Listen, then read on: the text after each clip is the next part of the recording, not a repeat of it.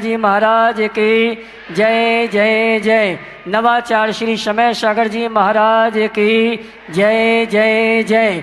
गुणैतन प्रणेता शंकर समाधान भावना एक प्रवर्तक जन जन के संत प्रखर वक्ता बोले परम पूज्य मुनि श्री प्रमाण सागर जी महाराज की जय जय जय। बोले परम पूज्य मुनि श्री निर्वेक सागर जी महाराज की। बोले परम पूज्य मुनि श्री संतान सागर जी महाराज की। पंच कल्याणक प्रतिष्ठा महामहोत्सव की गर्भ कल्याणक महामहोत्सव की। झीलों की नगरी मध्य प्रदेश की राजधानी भोपाल की स्मार्ट सिटी टीटी नगर मंदिर का आयोजित पंचकणक प्रतिष्ठा महोत्सव में जनवाणी चैनल के माध्यम से जो इस कार्यक्रम को घर में बैठ के सुन रहे हैं उन सभी का और यहाँ पर उपस्थित समस्त श्रावक श्राविकाओं का टीटी नगर दिगंबर जैन मंदिर महोत्सव कमेटी और सकल दिगंबर जैन समाज भोपाल हार्दिक अभिनंदन स्वागत करता है। चलते हैं प्रतिदिन की भांति परम पूज्य मुनिवर के श्री चरण वंदन करते आशीर्वाद प्राप्त करेंगे और निवेदन करेंगे आज के विशेष शंका समाधान के कार्यक्रम के लिए दोनों हाथ जोड़ेंगे और दोहराएंगे, बोलेंगे हे मुनिवर नमोस्तु, हे गुरुवर नमोस्तु, हे मुनिवर नमोस्तु। और आइए गुरुवर के आशीर्वाद से हम और आप हमारे बीच उपस्थित श्रीमान भारेल जी के माध्यम से शंका समाधान में हम और आप अपनी शंकाओं का समाधान प्राप्त करें। उसके पूर्व आज हमारे बीच में डायरेक्टर मेरिट के श्रीमान के जी शुक्ला हमारे बीच उपस्थित हैं। मैं सम्मान से आमंत्रित करूंगा। परम पूज्य मुनिवर के श्री चरण वंदन करते हुए आशीर्वाद प्राप्त करेंगे और महोत्सव कमेटी और भोपाल समाज की ओर से भाई संदेश जी और अमर जी साथ में विनीत जी सम्मान का कार्यक्रम संपन्न करेंगे। आइए श्रीमान के शुक्ला जी डायरेक्टर मेरिट जो हमारे बीच उपस्थित हैं, मैं चाहूँगा महोत्सव कमेटी सम्मान का कार्यक्रम संपन्न करें। हाँ जी, इनके सम्मान के लिए मैं आवाज दूंगा जी। श्रीमान संदेश जी, अमरचंद जी, श्रीमान प्रशांत जी कुलपति सेज यूनिवर्सिटी और श्रीमान विनीत जी गोदा महोत्सव कमेटी के डायरेक्टर ये सभी आएंगे।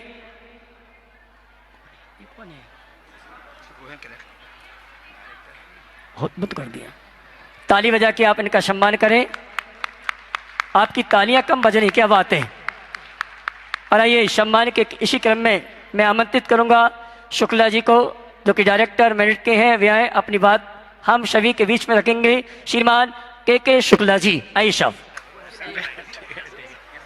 चलेगा।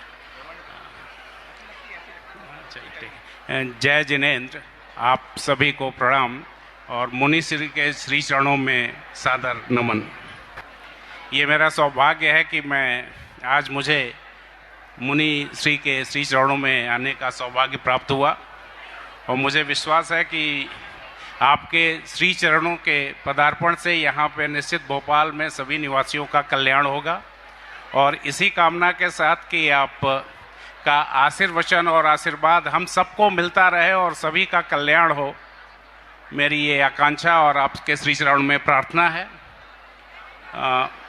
आपके चरणों में एक निवेदन और आपसे ही चाहता हूँ कि हमारी ये इच्छा आपके संकल्प से पूरी हो कि हमारे संस्थान के कुछ छात्रों ने ये निवेदन किया था कि वेजिटेरियन और नॉन वेजिटेरियन मेस को अलग किया जाए।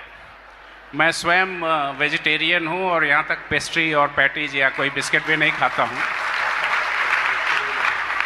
और मेरी ये इच्छा भी है और मैंने यहाँ ज्वाइन करते ही गेस्ट हाउस में सबसे पहले कार्य यही किया था कि नॉन वेज फूड को बैन कर दिया था। तो वहाँ पे तो चल रहा है लेकिन छात्रावास में है और मैं इस व्यथा से परिचित हूँ क्योंकि मेरी बेटी जब पढ़ रही थी एक संस्थान में तो वहाँ उसको दिक्कत होती थी। तो मैं मुनिश्री के चरणों में निवेदन करना चाहूँगा कि ये हमारी इच्छा जो संस्थान की छात्रों की इच्छाएं हैं आपके संकल्प से आपके आशीर्वचन से पूरा हो और निश्चित रूप से नए सत्र से हम इस कार्य को पूरा कर पाएं, ऐसा बहुत आपको मैं चाहूँगा एक बार शुक्ला जी का सभी जोरदार करतल ध्वनि से अभिनंदन पुनः करें। आपके श्री चरणों में सादर कल ही ये बात आई और हमारे संदेश जी ने कल उसी मूवमेंट में इनसे बात किया और इन्होंने इनके क्या नाम तुम्हारा, शैलेंद्र जैन से संपर्क किए और इन्होंने इनसे बात करके तत्काल कहा कि अगले सत्र में हम ऐसा नहीं होने देंगे, प्रयास करेंगे। मैं समझता हूँ ये एक मंगलाचरण है। इस मुहिम को अब हमें आगे बढ़ाना चाहिए। सभी शिक्षण संस्थानों में पढ़ने वाले शाकाहारी बच्चों को बहुत असुविधा होती है। मैं देश भर के लोगों को कहता हूँ कि योजनाबद्ध तरीके से आगे बढ़े, हर जगह के मैनेजमेंट से संपर्क करें और ये हमारा मौलिक अधिकार है अपनी धार्मिक भावनाओं को सुरक्षित रखने का। संख्या भी पर्याप्त है। मेरे ख्याल से आज भी देश में शाकाहारियों की संख्या कम नहीं है, ज़्यादा ही है। तो जब इतनी ज़्यादा तादाद है तो उनकी भावनाओं को सुरक्षित रखने की जिम्मेदारी भी सरकार की बनती है, संस्थानों की बनती है। इसलिए जहाँ शुक्ला जी जैसे लोग होंगे वहाँ तो ये सब होगा ही होगा, पर मैं चाहता हूँ हर संस्थान की विचारधारा शुक्ला जी जैसी हो जाए ताकि इस तरह की व्यवस्थाएं बन सके। और मैं चाहूँगा एक बार पुनः शुक्ला जी का जोरदार अभिनंदन कर दें। आज उनकी कुछ व्यस्तता है, फिर भी वे यहाँ आए हैं। मैं उनको अगर अनुकूलता है तो रुके और अपनी व्यस्तता देखकर जाना चाहें तो जा भी सकते हैं। बहुत बढ़िया, चलिए। और आइए चलते हैं।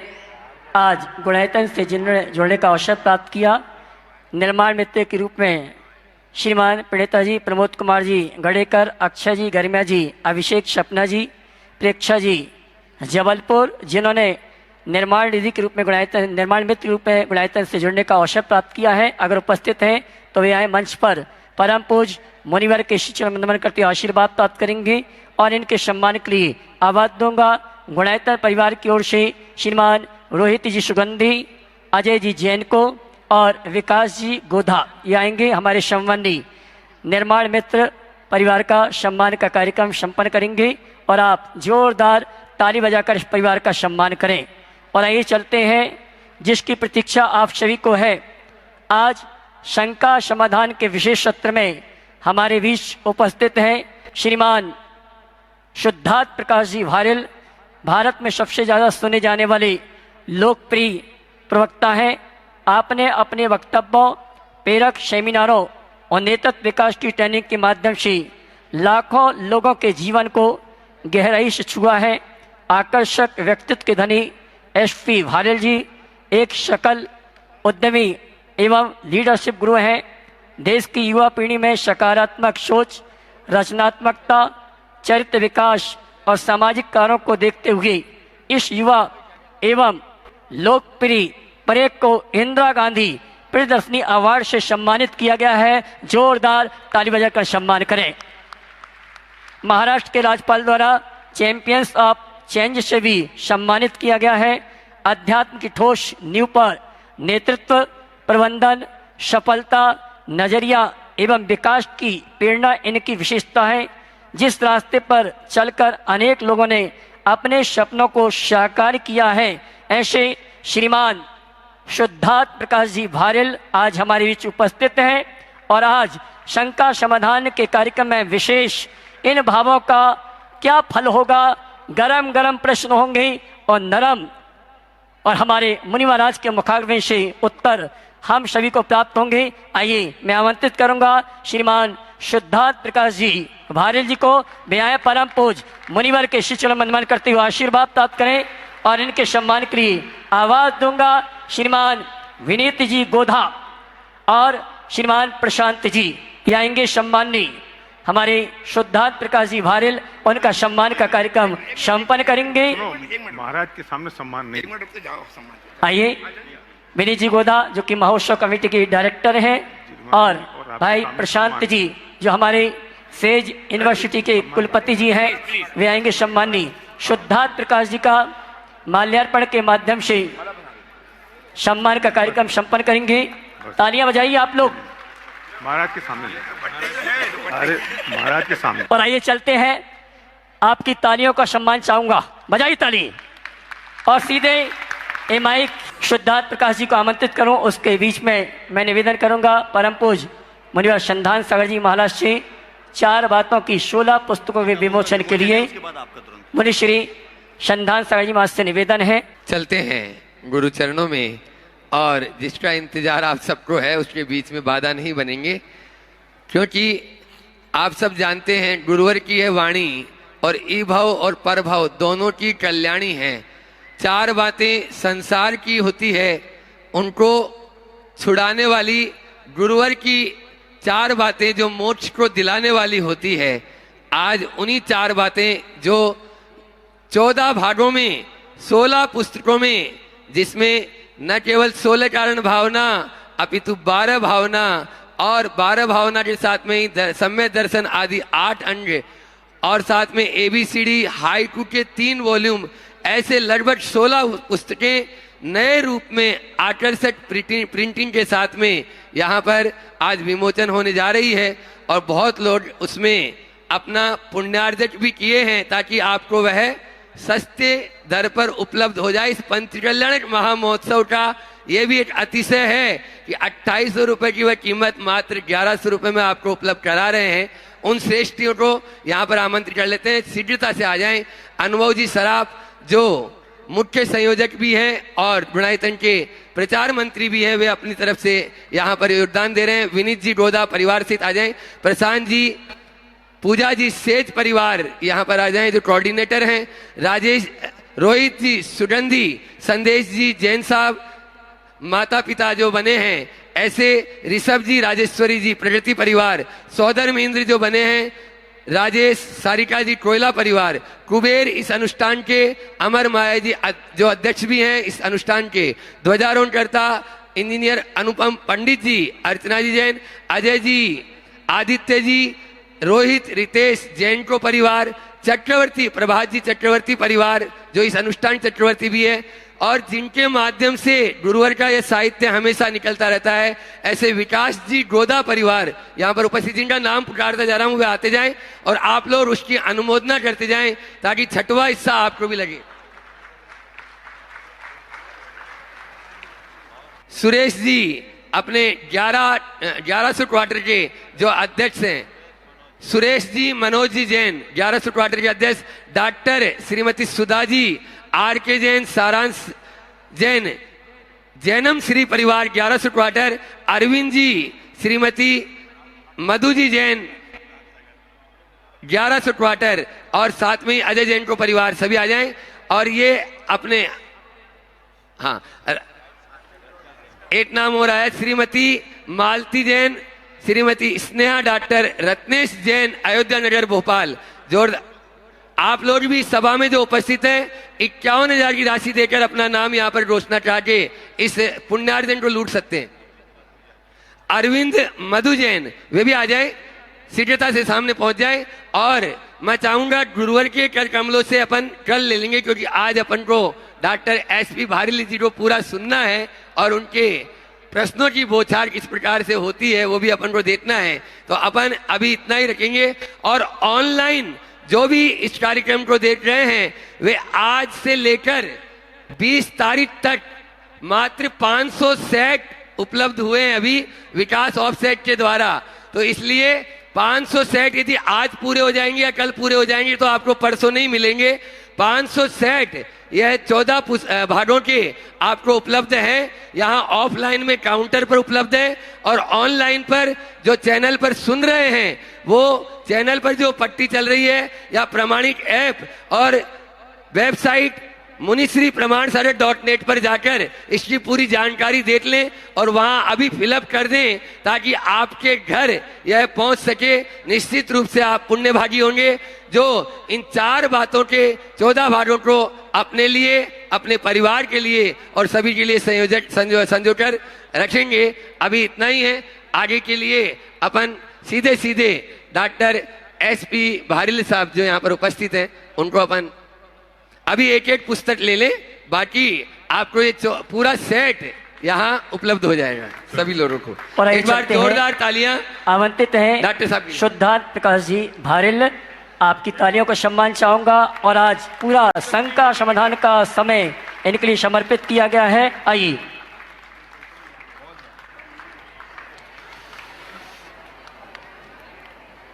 बोलिए पंच कल्याणक प्रतिष्ठा महामहोत्सव की।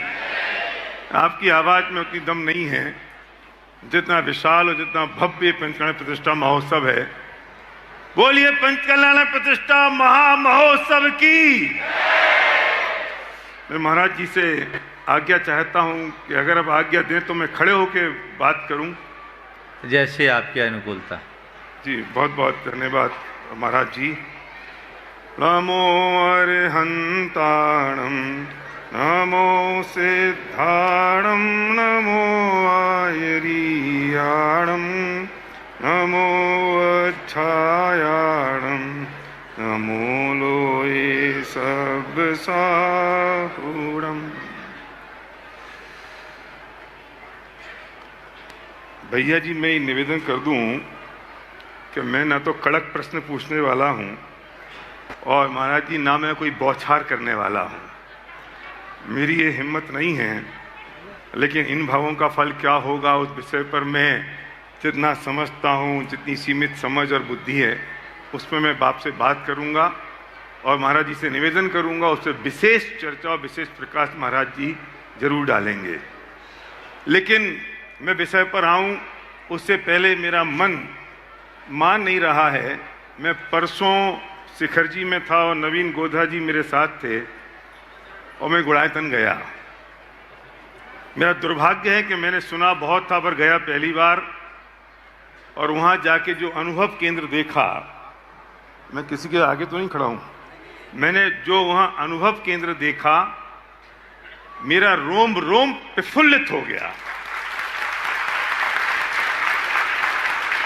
इसलिए नहीं कि बहुत बड़ी टेक्नोलॉजी वहां विकसित हो रही है, बल्कि इसलिए कि जैन दर्शन के इतिहास में पिछले 100 सालों में और अगले 100 सालों तक ऐसा प्रत्यक्ष रूप से फीलिंग के साथ कोई समोत्सरण में जा सकता है, समोत्सरण में घूम सकता है, महसूस कर सकता है। मैं संसार समुद्र में हूं और मैं मोक्ष का मार्ग मुझे मिल जाए, ऐसा प्रत्यक्ष दर्शन कोई अपनी आंखों से अनुभव कर सकता है तो वो गुणायतन में होगा, निश्चित तौर पर होगा। और मैं आज बहुत सौभाग्यशाली रहा कि दोपहर में जब मैंने महाराज जी से निवेदन किया तो उन्होंने कहा कि अभी आपने देखा नहीं है, जरा वो सॉफ्टवेयर देख तो लो। तो वो मेरे रोंगटे खड़े हो गए उसको देखते हुए। और मैं इस काल में मैंने जन्म लिया, जब मैं मोक्ष में जाऊंगा तो सही निश्चित तौर पर, क्योंकि ये जनागम मिल गया है और ये सही तत्वज्ञान मिल गया है, लेकिन उससे पहले मैं अनुभूति कर लूँगा। तो मेरा निवेदन ये है कि जल्दी से जल्दी वो पूरा हो जाए, जिससे हमारा समय पूरा हो, मनुष्य भव, उससे पहले हम उसकी का अनुभव कर सकें।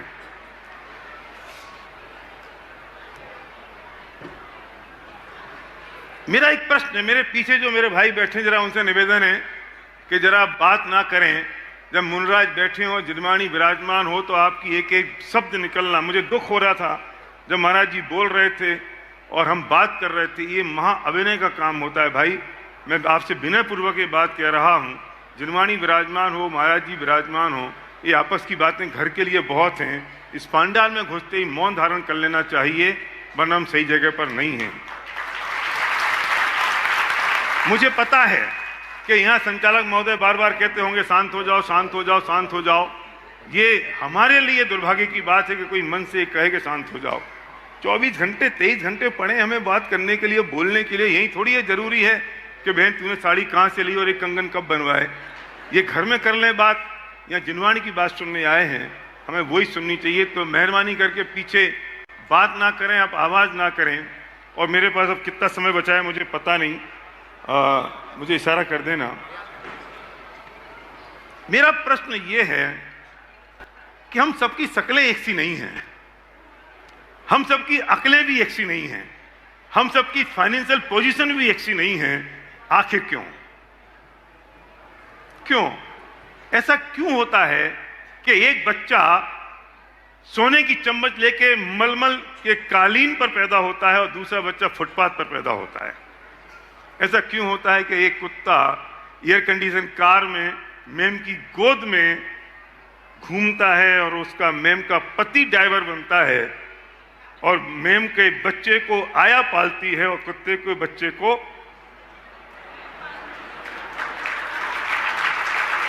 मेम साहब पालती हैं। मेरा प्रश्न ये है कि ऐसा कुत्ते ने क्या कर दिया? और बेचारा जो फुटपाथ पे काएं काएं करके, मैं भी आ रहा था तो यही एक फुटपाथ पे बेचारा परेशान हो रहा था, उसने क्या कर दिया? क्यों ऐसा होता है? हमने कभी सोचा भी नहीं, हमने कभी विचारा भी नहीं। मेरी समझ में जो बात है वो महाराज जी के सामने प्रस्तुत करता हूँ, फिर महाराज जी उस पर प्रकाश डालेंगे कि भाई ये अपने अपने कर्मों का फल है। जो लोग ये बात कहते हैं कि किसने देखा पूर्व जन्म और किसने देखा अगला जन्म, मैं उनसे कहता हूं कि जो बच्चा आज पैदा हुआ वो उसके पूर्व के कर्म तो थे। ऐसा तो नहीं हो सकता कि उसके जन्म के कर्म होंगे, कहीं तो पूर्व जन्म के उसके कर्म थे ना। जो आज पैदा हुआ, क्यों भिखारी की गोद में हुआ और क्यों रानी की गोद में हुआ? इसका मतलब पूर्व जन्म तो था, और जब पूर्व जन्म था भाई तो अगला जन्म भी होगा, और जब एक पूर्व जन्म हो सकता है तो अनादि काल के पूर्व जन्म हो सकते हैं, और एक अगला भव हो सकता है तो अनंत काल के अगले भव हो सकते हैं। मैं निवेदन करता हूं महाराज जी से, कृपया इस पर विशेष प्रकाश डालें और ये बात समझा दें, बता दें, जिससे लोगों को समझ आ जाए कि भैया अगला जन्म भी है, यही खत्म नहीं हो जाने वाला है सब कुछ। पहले तो मैं चाहूंगा एक बार एसपी भारी साहब का जोरदार अभिनंदन करें। आपने बहुत ही महत्वपूर्ण विषय को उपस्थित किया। मैं समझता हूँ धर्म क्षेत्र में पदार्पण करने वाले हर व्यक्ति के मन में सबसे पहले ये सवाल आना चाहिए, बिल्कुल, कि मैं कौन हूँ, मेरा क्या है, मैं क्या कर रहा हूं और मुझे क्या करनी चाहिए। मेरे साथ जो व्यवस्थाएं जुड़ी है और मेरी जो अवस्था बनी है उसका कारण क्या है। यदि ये बातें हमारे मन मस्तिष्क में अंकित होती है, उभरती है, और इसका उत्तर हमारे भीतर से निकलता है, तो हमारी दृष्टि तत्व ज्ञान से जुड़ती है, आत्मोन्मुखी होती है, भेद विज्ञान प्रकट होता है, सच्चा श्रद्धांत जगता है, और तभी हमारे कल्याण का मार्ग खुलता है। बहुत खूब, बहुत खूब। परंपरागत संस्कारों से प्रेरित होकर धर्म करना अलग बात है, और जीवन की व्यवस्था को समझ करके धर्म से जुड़ना अलग बात है। हम सब भाग्यशाली हैं कि हम ऐसे परंपरा में पले बढ़े जन्मे लोग हैं जिन्हें हमें घुट्टी में धर्म का संस्कार मिला। हम धर्म तो कर रहे हैं पर धर्म के मर्म से अनभिज्ञ हैं। हमें मर्म को पहचानना चाहिए। ये बात सबके मन मस्तिष्क में बैठनी चाहिए कि हम जिस संसार में रह रहे हैं उसमें मेरा एक अस्तित्व है, और मेरे उस अस्तित्व को प्रभावित करने वाला एक दूसरा तत्व है, वह है कर्म, जो हमारी चेतना को प्रभावित कर रहा है। उस कर्म से हमारी बाहर की व्यवस्था और भीतर की अवस्था दोनों प्रभावित होती है। आज जो भी संयोग हमारे साथ जुड़े हैं उन सब संयोगों में महत्वपूर्ण भूमिका कर्म की है। बहुत खूब। हमारी जो भावधारा बनती बदलती है इसमें भी कर्म की बड़ी भूमिका है। ये चलता रहता है। आपने पूछा ऐसा क्यों, मुझे घटना याद आ गई जी कि मैं बिहार कर रहा था। ग्वालियर से सोनागिर के रास्ते में एक टेकनपुर छावनी, भारत का सबसे बड़ा श्वान प्रशिक्षण केंद्र है, वहाँ के गेस्ट हाउस में हमारा रुकना हुआ। पता लगा वहाँ जो कुत्ते हैं उनकी अलग अलग रैंक है, एसपी, डीआईजी, आईजी जैसी रैंक। उनकी ये रैंकिंग है, उनको इतनी सैलरी मिलती है, रिटायर होने पर पेंशन भी मिलती है। यहाँ बैठे हैं लोग, हाँ कुत्तों को, सुनिए तो भी। ओहो।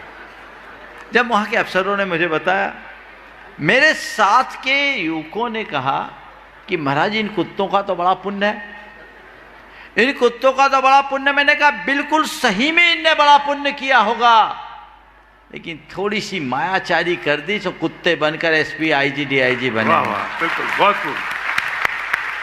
अगर वो मायाचारी से मुक्त होता ना तो आज सच का एसपी बनता, सच का डीआईजी बनता, सच का आईजी बनता। सही बात। उनकी सैलरी और पेंशन के विषय में बताया, उन पर उतना खर्च किया जाता है और उनकी देख रेख के लिए उसी लेवल का अफसर रखते हैं। ये सरकार की व्यवस्था, ऐसी व्यवस्था है ना। तो ये चीजें हैं, तो ऐसा क्यों हुआ? ये सब हमारे अच्छे बुरे कृत्यों का ही फल है। हम जैसा करेंगे वैसा भरेंगे, ये बात गांठ में बांध के रखिए। आज एक कुत्ता मेम की गोद में पल रहा है, उसका पति यदि ड्राइविंग कर रहा है। एक तो मैंने और बड़ा विचित्र किस्सा सुना जी, एक का डाइवोर्स हुआ, जैन समाज की बात बोल रहा हूँ, कुत्ते का या आदमी का? आदमी का। पति पत्नी का डाइवोर्स हुआ और डाइवोर्स का कारण सुन के आप लोग हंसोगे। पत्नी ने कहा आप मेरे पेट का केयर नहीं करते, ओहो, माने आप हमारे कुत्ते पर ध्यान नहीं देते, इसलिए हम आपके साथ नहीं रहेंगे। मुझे लगता है वो पिछले जन्म का प्रेमी रहा होगा, बिल्कुल। माया जारी करके कुत्ता बन गया और प्रेम का संस्कार आज भी दोनों में बना है। ये जितने हैं कुत्ते हैं ना, या पुराने सेठ होंगे और धर्म भी किए होंगे। अगर मुझे केवल ज्ञान या अवधि ज्ञान होता तो मैं पत्ता खोल देता। भगवान के पास जाओगे तो खुलेगा, लेकिन जरूर उन्होंने ऐसा किया होगा जिसके कारण ये हो रहा है। कुत्ता बन करके भी राज भोग रहा है। बस मैं आप लोगों से ये कहता हूं, उनको देखकर एक प्रेरणा लेना। आज उसके साथ ऐसा हो सकता है तो कल मेरी भी बारी आ सकती है। बहुत खूब, बहुत बढ़िया, बहुत बढ़िया। एक बात इसमें और जोड़ूंगा जी, कर्म बहुत बड़ी ताकत रखता है, लेकिन हमें अपने हृदय में एक बात बैठानी चाहिए कि कर्म की सत्ता से बड़ी धर्म की सत्ता है। बहुत खूब। कर्म कैसा भी हो घबराए नहीं, जीवन के मर्म को पहचाने, धर्म को धारे, ताकि कर्म की जड़ उखाड़ी जा सके। बहुत खूब, बहुत बढ़िया, बहुत बढ़िया। और जीवन को बेहतर बनाया जा सके। जी, मैं इसमें एक पंक्ति पूजन में आती है कि कर्म विचारे कौन, भूल मेरी अधिकाई। हम हो सकता है बहुत सारी कर्म की बात आज करें, लेकिन वे कुछ नहीं है, मेरी भूल है, इसलिए वे कर्म बंध रहे हैं। महाराज जी ने बात करी, घुट्टी में हमें ये जैन दर्शन मिल गया। मैं एक बात कहता हूँ, वे घुट्टियाँ अब खत्म होती चली जा रही हैं। हमें जितनी राजा राणा छत्रपति की 12 भावना याद है, हमें जितनी 6 डाला याद है, ये तब की याद है जब हमारी माँ चक्की पीसा करती थी, हमें गोद में रख के गाया करती थी कि राजा राणा छत्रपति आसन के असवार, मरना सबको एक दिन अपनी। अब तो चक्कियां चली गईं और ऐसी माताएं भी चली गईं। तो अब ये गलती ना हो जाए कि अगले 25 साल बाद हम इस बात के लिए पछताएं कि हमारे बच्चों में और हमारी अगली पीढ़ी में वो संस्कार खत्म हो गए। महाराज जी ने बात कही कि घुट्टी में मिले हैं, हम शायद आज वो भोग रहे हैं। हमें ये प्रेरणा लेके जानी चाहिए कि हमें अपने बच्चों में वो संस्कार देने चाहिए, वरना इस दिनागम का क्या होगा और उनके अच्छे संस्कारों का क्या होगा। मैं इस बात को थोड़ा सा और आगे बढ़ाता हुआ निवेदन कर रहा हूं कि जैसे महाराज जी ने फरमाया कि जैसे कर्म किए वैसा फल मिलने वाला है। अब एक प्रश्न और है, ये कर्म बनते कैसे हैं? ये कर्म बनते कैसे हैं? मैं थोड़ा सा आगे आ जाऊं। हाँ, बहुत अच्छा। ये कर्म बनते कैसे हैं? और जब ये पता चलेगा कर्म बनते कैसे हैं, तो ये उत्तर आएगा कि इन कर्मों को बांधने से रोका कैसे जा सकता है। मैं यहाँ खड़ा हूं, पीछे से किसी आदमी ने जोर से पत्थर फेंक के मारा और पत्थर मेरे यहां से निकल गया। हे, क्या किया तुमने? पत्थर फेंक के मार दिया। मैं मर जाता तो? वो कहता है मरा तो नहीं। मर जाता तो? मरा नहीं, अस्पताल जाता तो उससे पूछने लायक भी नहीं रहता। वो क्या सोच रहा है कि सर फूटता तो हिंसा होती, कुछ हुआ नहीं ना, तो हिंसा किस बात की? भाई तूने तो मारने का पूरा भाव कर ही लिया था। ये तो मेरी आयु शेष थी, तो यहां मच्छर बैठा, मैं उसे भगाने के लिए तिरछा हुआ और पत्थर निकल गया। क्रिया से कर्म नहीं बनता मेरे भाई, जो हमने भाव किया है उससे कर्म बनता है। एक मच्छर आता है, यहां बैठ जाता है और हम जोर से उसे ऐसे भगाने की कोशिश करते हैं। क्यों? अरे भाई साहब मेरा खून पी जाएगा, और आप कहते हो मच्छर मत भगाओ। कितना खून पी गया? एक बूंद? अरे वो एक बूंद के खून के बराबर तो उस पूरे मच्छर की बॉडी नहीं है। कितना पी जाएगा वो? उसने सिर्फ एक चुंबन भर लिया था और हमने उसे मौत के घाट उतार दिया। लेकिन उसकी आयु शेष थी, वो 2 उंगलियों के बीच में से बच के निकल गया। पर तुम सोचते हो मर जाता तो पाप लगता? नहीं भाई, तुमने तो मारने की कोई कसर नहीं छोड़ी। ये तो उसकी आयु शेष थी जो वो बच गया। और न जाने हम ऐसे कैसे कैसे भाव प्रतिदिन सुबह से शाम तक करते रहते हैं और सोचते हैं कि हमने किया क्या है, हमने बिगाड़ा क्या है, हमारा बिगड़ा क्या है। एक और उदाहरण देता हूं मैं। किस पंचायत प्रतिष्ठा महोत्सव में सब लोग आए हैं। ईमानदारी से बोलना मत, सीने पे हाथ रख के सोचना, हमारी दृष्टि कहां है, हमारे भाव कहां है प्रतिष्ठा महोत्सव में। हमारे भाव क्या इस बात पर हैं कि राजा ऋषभदेव को वैराग्य हुआ, वे दीक्षा लेके मोक्ष मार्ग की ओर चले गए, मुझे वो देखना है, या मुझे ये देखना है कि आज भोजन का मेन्यू क्या है और खाने में क्या अच्छा बना है? वैसे तो सब होंगे। वे राजा ऋषभदेव का वैराग्य देखें, ऋषभदेव की पंच कल्याणक है ये, नीलांजना का नृत्य देखें और उन्हें नृत्य देख के वैराग्य आ जाए और हमारे शरीर के रोंगटे खड़े ना हो और हम ये कल्पना करें कि कब भोजनालय खुलेगा। वे मोक्ष मार्ग पे सब राजपाट छोड़ के दीक्षित होकर चले जाएं मुनिराज बन के, और हम ये सोचते रहें कि व्यवस्थाएं अच्छी नहीं है, तो समझ लेना पंचकला प्रतिष्ठा महोत्सव में आने के बाद भी हमारे भाव कैसे हैं। ये कर्म तो उन भावों से बनते हैं, उन क्रियाओं से नहीं। महाराज जी से निवेदन है कि ये आपके अनुभव, आपके अध्ययन और गहरी सोच से थोड़ा प्रकाश और डालें इस विषय पर, जिससे आज से कम भाव तो सुधर जाए। महाराज जी बहुत ही अच्छी बात आप सबके बीच रखी गई। सच्चाई यही है कि भाव का ही प्रभाव होता है जी। हमारे गुरुदेव कहते थे कि माल से व्यक्ति मालदार नहीं होता, भाव से मालदार। किसी के पास, गुरुदेव ऐसा कहा करते थे, किसी के पास बहुत माल हो और भाव गिर जाए तो रोड पर आ जाए। बिल्कुल होता है ना, माल बहुत है, भाव गिर गया, रोड पर आ गया जी। और माल थोड़ा है, भाव बढ़ गया तो वो शिखर पर चला गया। तो ये सूत्र है, अगर अपने आप को शिखर पर रखना चाहते हो तो अपनी भाव विशुद्धि पर ध्यान दे। भाव ही हमें चढ़ाते हैं और भाव ही हमें गिराते हैं। हम अपने भावों की तरफ ध्यान दें। ये बात सत्य है कि हम क्रियात्मक धर्म के प्रति जितनी तत्परता दिखाते हैं, भावनात्मक धर्म को उतना ही गौण कर देते हैं। उसके पीछे हमारे संस्कार, हमें उन संस्कारों को हटाना चाहिए। धर्म को हम एक आवरण की तरह ओढ़ते हैं। संत कहते हैं धर्म आवरण नहीं आचरण है। बहुत खूब, बहुत खूब, बहुत बढ़िया। विशुद्ध आचरण, भाव विशुद्धि युक्त आचरण, उस पर हमारा फोकस होना चाहिए। अगर हमारे भाव अच्छे नहीं तो उसका फल कभी अच्छा नहीं होगा। अपने भावों में स्थिरता बनाए रखने के लिए खासकर ऐसे धार्मिक कार्यक्रमों में जब आप लोग आते हैं, उसके लिए मैं संदेश देता हूं। जी, भाव आपके अच्छे होंगे यदि आयोजन के प्रयोजन को सामने रखोगे। बहुत बढ़िया, बहुत बढ़िया, बहुत बढ़िया। आयोजन का प्रयोजन मेरे आंखों में होना चाहिए।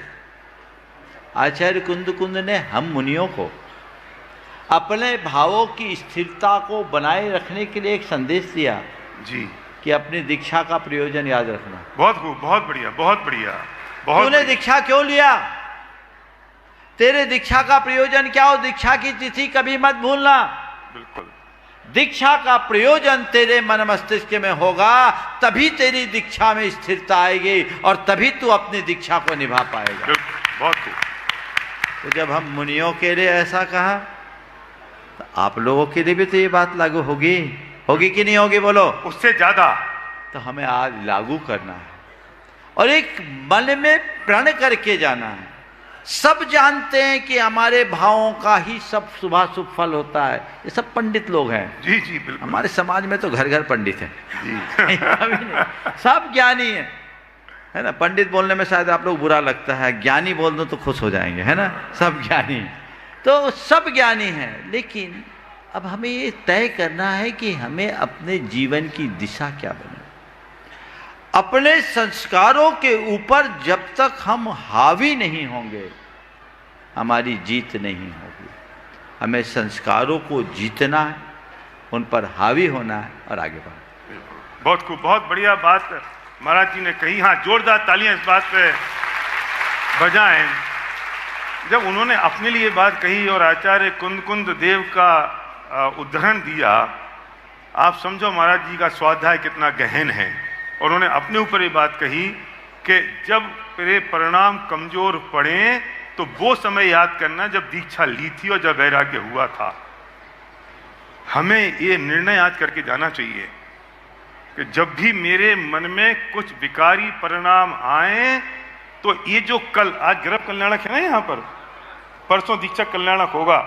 जब दीक्षा कल्याणक होगा, राजा ऋषभदेव को जब वैराग्य होगा तो क्या संवाद होगा, किस वजह से उनको वैराग्य हुआ, क्या माहौल बनता है, क्या वातावरण बनता है। हम प्रतिदिन ये भावना भाएं कि कब ऐसा दिन आए जब मैं घर छोड़ वन की ओर जाऊं और मैं मुनिराज बन जाऊं। वो भावना प्रतिफलित होती है। और इसलिए ये मनुष्य जन्म मिला है भाई, और ये कितना मुश्किल से मिला है महाराज जी। यहाँ होगा शायद परसों तब कल्याणक के दिन कि देव और मानवों में चर्चा चल पड़ी कि अब उनकी पालकी कौन उठाएगा जब जंगल की ओर लेकर जाएंगे। और इंद्र सौधर्म जिसके पास इतना वैभव है, वो प्रार्थना करता है मनुष्यों से, मनुष्य मतलब आप और मैं, ये प्रार्थना करता है कि भाई मेरा सारा वैभव ले लो और मुझे कुछ पलों के लिए मनुष्य भव दे दो। इतना कीमती मनुष्य भव हमें मिल गया है, इतना कीमती। लेकिन गलती क्या हो गई है, कितनी आसानी से मिल गया है, हमें ऐसा लगता है तो उसकी कीमत नहीं है। खाने पीने में और मौज मस्ती में ये हर पल खत्म होता चला जा रहा है। ये मनुष्य भव हमें मिल गया है। लोकांतिक देव जब वैराग्य की चर्चा करेंगे, राजा ऋषभदेव के वैराग्य की चर्चा लोकांतिक देव करेंगे, तो मुझे लगता है लोग ये समझेंगे अब तो पंच कल्याणक खत्म हो गया, तो अब घर जाओ।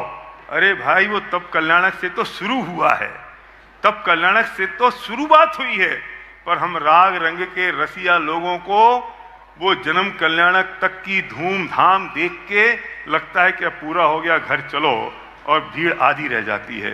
ये मनुष्य भव जो महाराज जी ने फरमाया कि इतने इस संस्कारों के कारण मिला है और ये इतना कीमती है, इन्हें हम ऐसे ही फोकट में लुटा देंगे और ख़त्म कर देंगे तो भाई ये मनुष्य भव हाथ से छूट जाएगा जैसे हाथ में रखी हुई अंजुली में से जल छूट जाता है। महाराज जी इस मनुष्य भव को कैसे सार्थक किया जाए, मुझे याद दिला रहे हैं नवीन गोधा, शिखर जी में थे वो मेरे व्याख्यान में, और मैंने ये बात कही थी, आप उसे प्रमाणित करें कि ये मनुष्य भव इतना कीमती है और एक गेम चेंजर है। ये मनुष्य भव सिद्धांत गेम चेंजर है कि अगर यहां से उठे तो मोक्ष जाएंगे और गिरे तो सीधे निगोज जाएंगे। बहुत ही अच्छी बात है। काश हम इस दुर्लभता को समझ पाते। हम सबके साथ दुर्बलता यही है कि जो इतनी दुर्लभता से मिली है, हमें उसकी दुर्लभता का बोध ही नहीं। बहुत खूब। हमारे जीवन की विडंबना है कि हम सब चीज़ों का मूल्यांकन करते हैं। आपके घर में रखी एक एक वस्तु का आपने मूल्यांकन किया, यहाँ तक कि कबाड़ खाने में रखी चीज का भी आपने कोई ना कोई मूल्यांकन कर रखा होगा कि रुपये 2 रुपये किलो कबाड़ी तो खरीद ही लेगा, लेकिन संभवतः जीवन का कोई मूल्यांकन नहीं किया है। जीवन का कभी कोई मूल्यांकन नहीं किया जी। हमारी कितनी सांसें खो गई, कितनी सांसें बची है, इसका कोई हिसाब किताब शायद नहीं। हमें अपने सांसों का लेखा जोखा सीखना चाहिए जी। मैं आप सबसे कहना चाहता हूं, जैसे कोई व्यक्ति एक मकान बना रहा, उस मकान बनाने के क्रम में उस मकान में लगने वाले ईंट गारे का पूरा लेखा जोखा हिसाब किताब रखते हैं, पर मकान पर रखी जाने वाली एक एक ईंट के साथ जो एक एक सांस खप रही है, इसका हमारे पास कोई हिसाब नहीं। और ये भी संभव हो सकता है कि उस मकान की आखिरी ईंट के साथ हमारी आखिरी सांस चले जाए, तो उस मकान की क्या कीमत होगी? कभी हमने विचार किया? हमारी कोई भी सांस आखिरी सांस बन सकती है जी। और आजकल तो और कोविड के बाद तो ये सब कुछ सडन होता, अचानक। हम उसे समझने की कोशिश करें, और जब हम उसे समझेंगे तब हम अपने प्रति जागरूक होंगे। तब हमें लगेगा कि नहीं, मेरे पास समय कम है, ये अवसर है, मुझे इसका उपयोग करना है। अवसर की दुर्लभता को पहचानने वाला ही अवसर का लाभ उठाने का पुरुषार्थ करता है, बाकी तो प्रमाद में अवसर खो देता है। बहुत बढ़िया, बहुत खूब, बहुत खूब, बहुत खूब। अवसर की दुर्लभता को पहचाने, अवसर का लाभ उठाएं। अभी कहा गया कि मनुष्य जीवन गेम चेंजर है जी। बहुत सुनहरा अवसर है जी, बिल्कुल। इसे अपने जीवन की अपूर्व उपलब्धि बनाए। योग मिला है, प्रयोग करें। बहुत खूब, बहुत बढ़िया। बिना प्रयोग के योग का कोई अर्थ नहीं। इसलिए हमें इस पर विचार करना चाहिए। अवसर और एहसास दो चीजें होती हैं जीवन में। एक होता है अवसर, एक होता है एहसास। दुर्भाग्य यह है कि जब अवसर मिलता है तो एहसास नहीं होता, और जब एहसास होता है तो अवसर हाथ से छूट जाता है। आप सबको पता होगा कि भोपाल में आप जो जमीन देख रहे थे वो आपको 10,000 रुपये फुट में मिल रही थी, आपने नहीं ली क्योंकि आपको अवसर था पर एहसास नहीं था। आज वो 1 लाख रुपए हो गई। अब आपके पास में एहसास हो गया पर अवसर छूट गया, और वे सारे के सारे गरीब रह गए जिनको अवसर और एहसास एक साथ नहीं हुआ, और वे सारे अमीर हो गए जिनको अवसर और एहसास एक साथ हो गया। भाई, ये मनुष्य भव हमें मिल गया है, जैसा महाराज जी ने फरमाया, ये मनुष्य भव हमें मिल गया है। अगर अभी अवसर तो आ गया है और अगर एहसास नहीं हुआ तो निगोद में मिलेंगे, लेकिन इस वक्त अगर एहसास हो गया तो हम सब सिद्ध सिला में मिलेंगे।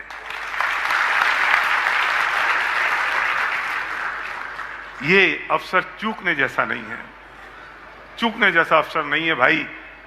हम भाग्यशाली हैं आप लोग जो यहां इस पंडाल में बैठे हैं। भाग्यशाली हैं आप लोग जो इस जिनवाणी की बात को, जैन तत्व ज्ञान की बात को रुचि पूर्वक और प्रेम से सुन रहे हैं। उनकी क्या बात करें जो इस पंडाल के बाहर हैं, उनकी क्या बात करें जो सुनने को ही तैयार नहीं है। अपने भाग को सराहें और इस पल पल, एक एक पल इस बात के लिए डालें और इस बात के लिए देखें कि मेरे साथ बीत क्या रहा है। और 2 लाइनों में एक बात कहता हूं कि वक्त सबको मिलता है जीवन बदलने के लिए, वक्त सबको मिलता है जीवन बदलने के लिए, पर जीवन दोबारा नहीं मिलता है वक्त बदलने के लिए। महाराज जी बहुत सही बात है। अवसर का एहसास, बिना एहसास के प्रयास नहीं होता। हमें प्रयास करने के लिए एहसास जरूरी है। और अभी आपने जो बात कही, वक्त मिलता है जीवन बदलने के लिए, जीवन नहीं मिलता वक्त बदलने के लिए। हम इन पंक्तियों को समझे और इसी में सारा रहस्य छिपा हुआ है। पर हमें तो ऐसा लगता है कि हमारे पास अभी बहुत बड़ा जीवन है जी, और हम बार बार ऐसा ही जीवन पाएंगे। हाँ, ये सोच जब तक बनी रहेगी हम जहां के तहां रहेंगे। जब हमें ये एहसास होगा कि बहुत दुर्लभतम जीवन है। कल मुझसे किसी ने सवाल किया था कि ऐसा सुना है मनुष्य जीवन 48 बार ही मिलते हैं, महाराज जी इसमें क्या हो सकता है, हमें इसके लिए क्या करना चाहिए। मैंने कहा यही मान के चलो ये 48वां जीवन है। बहुत खूब, बिल्कुल बिल्कुल बिल्कुल बिल्कुल बिल्कुल। शास्त्र के विधानानुसार लगातार मनुष्य से मनुष्य कोई बनता है तो 48 बार बनेगा, बीच में एक गैप होकर के दोबारा बन सकता है जी। लेकिन मैं मुझसे पूछा, मैंने कहा यही मानो यही 48वां, यही अंतिम है। बिल्कुल। मैं जीवन को ही अंतिम नहीं मानता। मैं तो आपसे कहता हूँ हर दिन को अंतिम मानो, हर रात को अंतिम मानो, हर बात को अंतिम मानो, हर श्वास को अंतिम मानो, तब जीवन आगे बढ़ता है। ये अगर अंतिम हुआ तो क्या होगा, कभी ये सोचा है? महाराज जी ने शुरुआत में ही बात कही थी कि कौन हूं मैं, कहां से आया हूं, क्यों ये मनुष्य जन्म मिला है। मैं सिर्फ इतना सा और उसमें कहना चाहता हूं जो महाराज जी ने कहा था कि मैं कहां जाऊंगा। आज की रात सिर्फ एक बात सोचना कि ये सांसें पूरी होंगी तो मैं जाऊंगा कहां।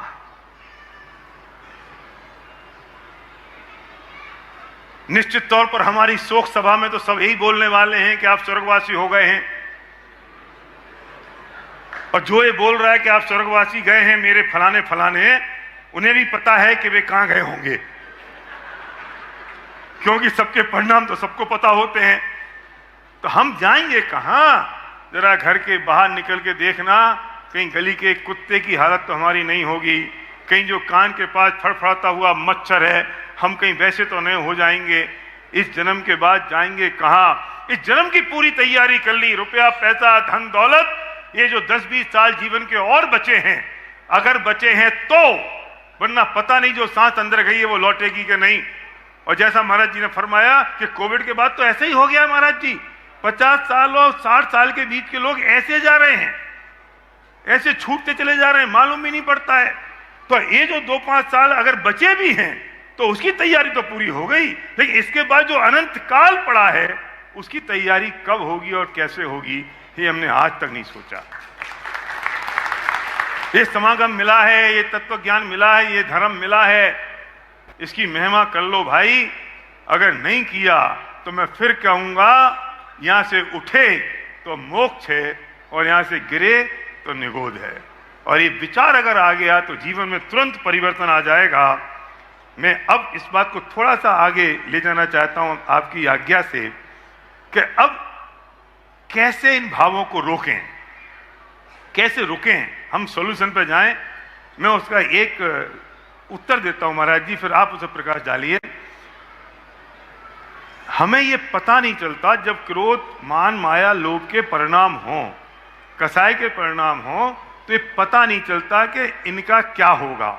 लेकिन हर बच्चा ये जानता है कि अगर मेरे पुण्य के भाव हैं तो निश्चित तौर पर शुभ कर्म बन रहा है, पाप के हैं तो अशुभ बन रहा है। तो सब जानते हैं ना, क्रोध मान माया लोभ ये कैसे हैं। मैं अहंकार में आ जाऊं, मैं तगड़ा आदमी हो गया हूं, मेरे पास रुपये आ गया, पैसा आ गया, सबको पता है।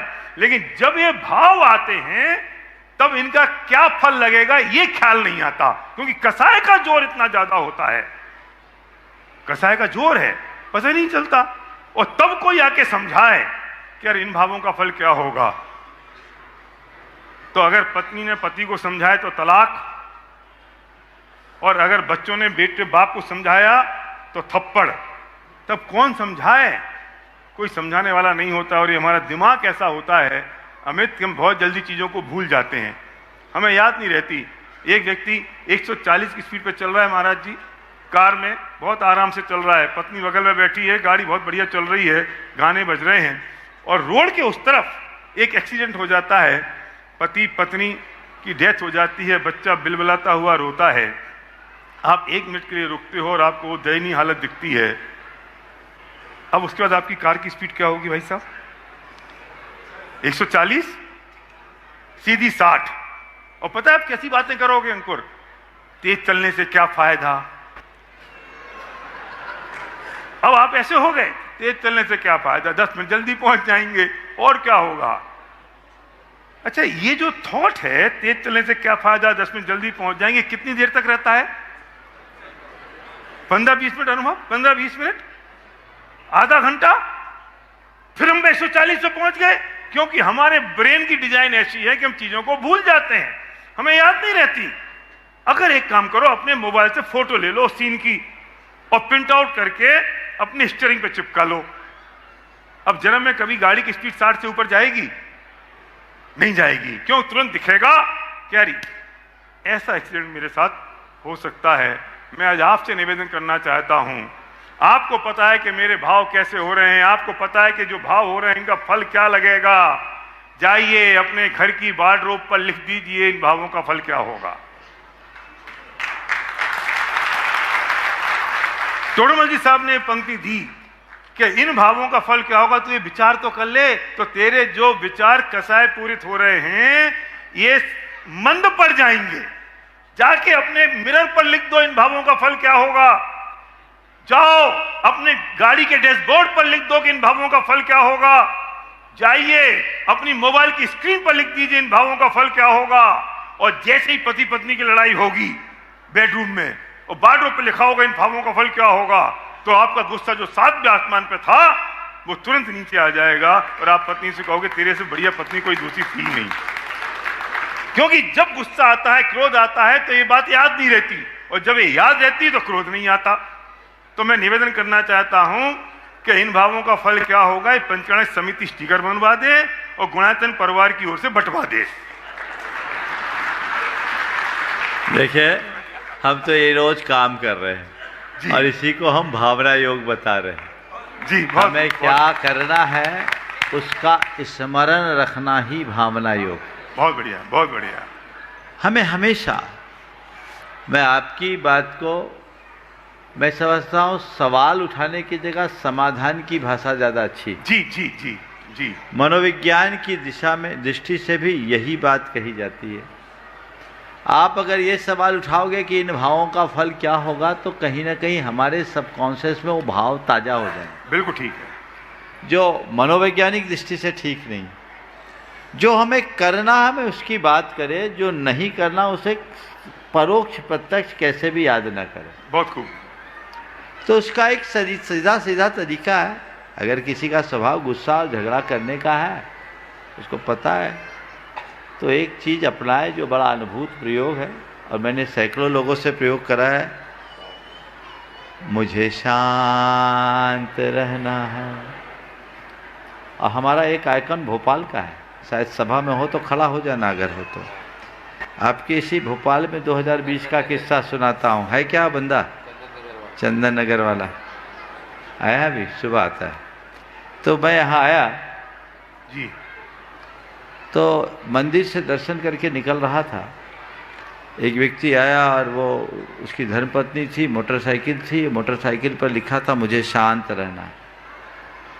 देखा भावना योग लिखा था। क्या है? धर्मपत्नी ने कहा महाराज आपकी भावना योग का चमत्कार। क्या मामला? बोले महाराज जी ये प्रचंड क्रोधी थे, प्रचंड क्रोधी वो व्यक्ति। हाँ, उनके सामने बोले बहुत आरजू मिन्नत करके मैं 52 गजा आपके भावना योग के शिविर में ले गए। ये 3 दिन का शिविर अटेंड करके आए। महाराज जी तब से जैसा आपने समझाया वे वैसा ही भावना योग करते आ रहे। और महाराज जी अगस्त में गए थे, अभी आप जनवरी हैं, 5 महीने बीते हैं और महाराज जी एकदम शांत मूर्ति हो गए। अब इनको गुस्सा नहीं आता। महाराज जी मैं कह सकती हूं कि पश्चिम का सूरज पूरब आ गया। ओ ये भावना योग है और हमारी पूरी आध्यात्मिक साधना यही बताती है, मैं जो हूं उसे याद करूं, बहुत खूब, बहुत खूब, जो नहीं हूं उस पर ध्यान ही न दूं, बहुत खूब, मुझे जो करना है उसका ख्याल रखूं, बिल्कुल, जिससे बचना उसको भूल जाऊं। बहुत खूब, यदि ये सकारात्मक दृष्टिकोण हमारे अंतर मन में बैठेगा तो हम सुनिश्चित तौर पर अपने जीवन में बड़ा बदलाव घटित कर सकेंगे। लेकिन मैं एक बड़ी विसंगति देखता हूं, धार्मिक जनों में भी देखता हूं, कि हम लोग बातें बड़ी बड़ी करते हैं, प्रैक्टिस जीरो है। बिल्कुल, बिल्कुल ऐसे ही है। संत कहते बातें करने से काम नहीं होगा, हमें काम करना होगा। एक दिन गुरुदेव ने, हम लोग बैठे थे और चर्चा में अचानक एक वाक्य कहा, चिंतन मंथन प्रवचन बहुत हुआ। हम लोगों से कहा चिंतन मंथन प्रवचन बहुत हुआ, अब कुछ करिए। बहुत बढ़िया। तो महानुभाव आपसे भी कहता हूं, बहुत हुआ, अब कुछ करिए, जहां हो वहां से एक कदम आगे बढ़िए। बहुत बहुत बढ़िया, बहुत बढ़िया, बहुत बढ़िया। बच्चन जी की ये पंक्तियां बड़ी सार्थक लगती है जी। कुछ लिख के सो, कुछ पढ़ के सो, कुछ लिख के सो, कुछ पढ़ के सो, जिस जगह जागा सवेरे उस जगह से बढ़ के सो।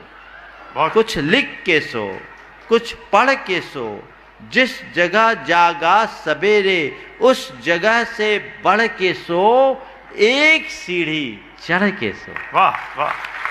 बस ये लक्ष्य बना लीजिएगा तो बहुत परिणाम आएंगे और वो हम सबके जीवन को धन्य करेंगे। मैं देख रहा हूँ समय पूरा हो ऐसा गया। लग रहा है कि अगर न रुकता तो बहुत अच्छा था। और मैं मानता हूँ ऐसी ही तत्व चर्चा से अहमिंद्रों के 33 सागर हाँ, पूरे हो जाते क्या हैं। बात कही, क्या बात हमें कही आप। ऐसी ही बातें करते रहना चाहिए। जी। मैं समझता हूँ आज का ये सत्र अपने आप में एक अनूठा प्रयोग बना है। जी। आगे भी हम लोग इस तरह के परिसंवाद को जारी रखने का प्रयत्न करें जरूर। ताकि लोगों में एक अच्छा संदेश जाए। हमें एक ही बात समझनी चाहिए कि धर्म की बात किसी बहाने मिल जाए ले लो, उसमें बहाना मत बनाओ, केवल बहाना खोजो ताकि जीवन को अच्छा बनाया जा सके। समय जी, समाप्ति जी। पर है, इसलिए आज मैं अपनी वाणी को यहीं पर विराम दे रहा हूँ। एक लाइन बोलना चाहता जरूर, हूँ जरूर। कि महाराज जी के संपर्क में भी आया तो मुझे ये पता चला कि महाराज का इतना गहन स्वाध्याय है और इतना गहन उनका अध्ययन है, वो मोक्ष मार्ग के प्रति बहुत सचेत हैं। मैं इस बात से बहुत प्रभावित हुआ और मैं आपसे निवेदन करना चाहता हूँ एक लाइन में जाते जाते कि स्वाध्याय की प्रेरणा जरूर दे दें और मुझे लगता है कि उससे ही सारे कष्ट दूर हो जाने वाले हैं और मनुष्य सार्थक हो सकता है। बहुत सुंदर कहा है आपने। और मैं तो शंका समाधान को ही स्वाध्याय मानता हूँ। जी जी। पर ये वाचना पृच्छना अनुप्रेक्षा हाँ, आमना है, ये बिल्कुल। पृच्छना स्वाध्याय, इसे एक प्रोग्राम मत मानना। स्वाध्याय। और स्वाध्याय का मतलब है अपने जीवन के बारे में कुछ समझना सीखना, और शास्त्रों को पढ़ने से हमारी गुत्थियाँ खुलती है। जी। हमें उस तरफ जरूर ध्यान देना चाहिए। समय काफ़ी हो गया, यहीं पर विराम। बोलिए परम पूज्य आचार्य गुरुवार श्री विद्यासागर जी महाराज। चलो बताएं।